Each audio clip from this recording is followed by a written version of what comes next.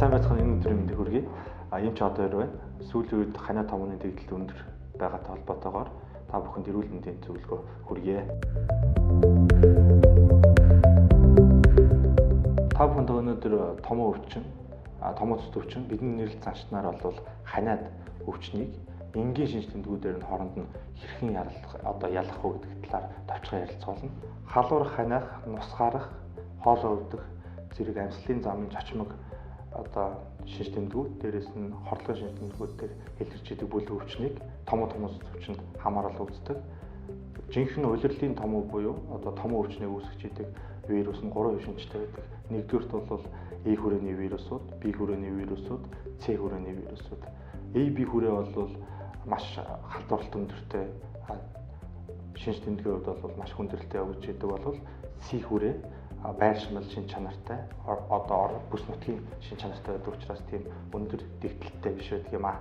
Ханиад өвчин, томоо өвчний эхлэл үе нь хооронд ямар ялгаатай байдаг вэ? Ханиадны үед бол эхлэл нь маш аажмаар явж идэг бол томоо өвчний үед эхлэл нь маш хурцаар халдвар авснаас хойш ерөөсөө хэдхэн цагийн дотор өвчлөлийн шинж тэмдгүүд илэрч явж идэг.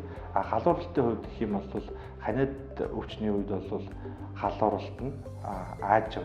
Тэгэхдээ халууралтыг тоогоор авч үзэх юм бол тийм өндөр биш байдаг бол томоо өвчний үед бол халууралт нь маш хурдан. Тэгээд халууралтын температурын хувьд авч үзэх юм бол 39-40 градус маш өндөр халуурдаг, олон хоногоор халуурдаг. Зарим тохиолдолд халууралт буухгүй ийм шинж тэмдгүүдтэй байдаг. За би ерөнхий байдлын хувьд бол ханиад өвчний үед бол сулдах, ядрах эдгээр шинж тэмдгүүд илэрч байдаг. Гэхдээ хүчтэй өвдөлтийн шинжүүд бол ерөнхийдөө байхгүй гэсэн.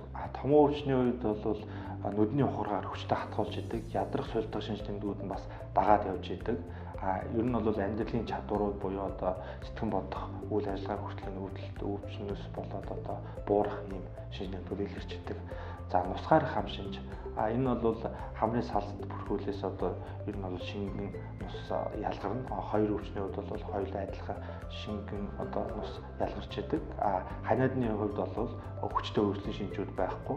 Томоо өвчний үед бол найтах шинжүүд нь бол бага байж идэг. За хоолойг бол гэрийн нөхцөлд өвдсөн байгаа тохиолдолд бол хүүхдүүд өндөр насны хоолойг бол эмчилтгүйгээр энгийн хүмүүс маань ч гэсэн харах боломжтой. Ханиад өвчний үед бол хоолой маань хөнгө улаалтай байдаг бол томоо өвчний үед бол хоолой ар хана хүртэл ингэж гэмтсэн хүчтэй ханиалгаж идэг. Ханиалгад нь бол цэртэй байж идэг. Ханиалгах тоолонд бол өвчүүний араар бол өвдөлтийн шинж тэмдгүүд бол илэрч байдаг юм байдгийг. За ходоод гиз буюу хоол боловсруулах эрдэнэ тогтолцооны талаас гарах өөрчлөлтийн хувьд ханиад өвчний үед бол гүйлгэлт хоол боловсруулах эрдэнэ тогтолцоо хямрах гэсэн шинж тэмдгүүд бол төдийлөн ажиглагдахгүй бол томоо өвчний үед бол гүйлгэлт хоол боловсруулах эрдэнэ тогтолцооны хямралууд бол дагалдаж явж идэг ийм ялгаануудтай.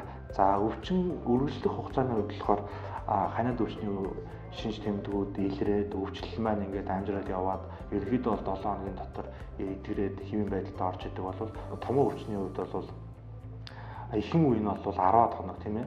Тэгээд өвчлөлийн үе нь бол 14 хоног. Ингээд ерөнхийдөө бол маш ингэж удаан хугацаагаар өвдөж зовирлж идэг ийм ялгаануудтай байдаг юм аа. Та өөрийгөө ямар нэгэн байдлаар томоо өвчнөд туссан гэж үзэж байгаа бол яаралтай эмчт хандах хэрэгтэй. Эмчийн зөвлөсөн зөвлөгөөний дагуу эм бэлтгэлийг ууж хэрэглэх, өөрөө болон ойр дотныхоо хүмүүст илчлэхээр баялаг, витаминаар баялаг хоол хүнс идэвхжүүлэх, чатварны шүүс, айсны шүүс, халуун арц, эрүүл мэндийн цайнууд гэх мэтийн шингэн зүйлийг хангалттай хэмжээгээр уулгах хэрэгтэй. Яагаад шингэн зүйлийг заавалжгүй хангалттай хэмжээгээр уулж хэрэглэх шаардлагатай гэдэг юм гэхээр томоо өвчин маань өөрөө маш хүнд хордлоготой явж идэг. Олон нийтийн газраар зорчихгүй байх, зорчих зайлшгүй шаардлага гарах юм бол амны алтыг зөөж хөвшүүлэх. Эдгээр зөвлөгөөг дагснаар өөрийгөө болон ойр дотныхныгаа томоо өвчнөөс хамгаалж чадах юм аа. Дараагийн зөвлөгөөр уулзлаа. Баярлалаа.